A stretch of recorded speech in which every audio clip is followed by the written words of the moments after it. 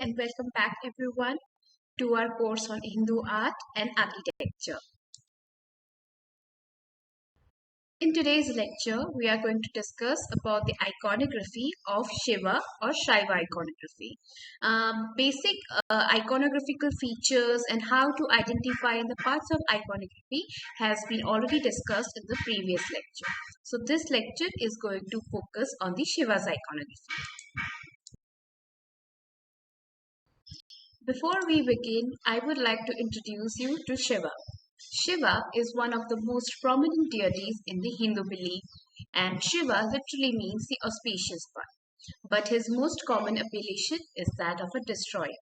Shiva originated from the Vedic Rudra, who was a hunter and a storm god and was ferocious in nature. He is a part of the Trimurti or the triad of the three most powerful Hindu gods, that is Brahmā, the creator, Viṣṇu, the preserver, and Śiva, the destroyer. Together, they make up the cycle of the universe. Shiva was worshipped in aniconic form as a Bāṇaliṅga, and still we worship Shiva in the form of a lingam. So the symbolic representation of Purusha, which is the Liṅga, and Prakriti, that is the Yonī Pīṭha, depicts the creation of the universe itself.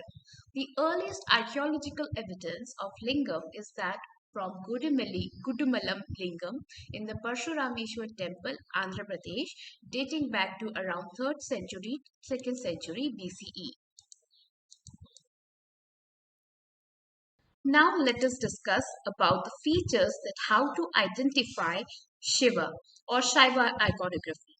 Shiva has been depicted in various forms as Nataraja, as Mahadev, as Maheshwar, as Dakshinamurti, and many other forms, for which I will be providing you with a number of references. But in the present context, there are first certain features which you have to look out that whether this is a Shiva sculpture or anything else.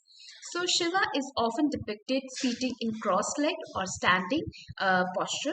Seated since he is an ascetic and this is a yogic posture, so a number of times he has been portrayed as sitting cross-legged.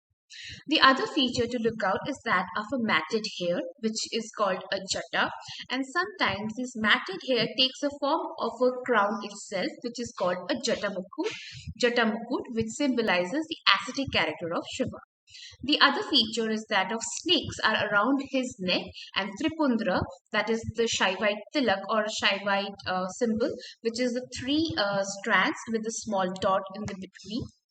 Then the head of the Shiva has a half moon and a human skull.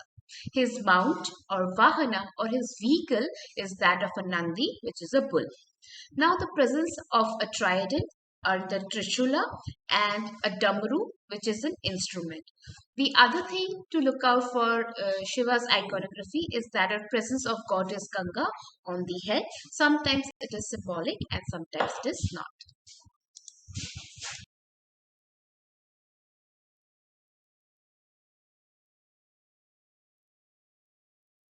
Thank you all for joining today. The next lecture we are going to discuss about the Vaishnava iconography.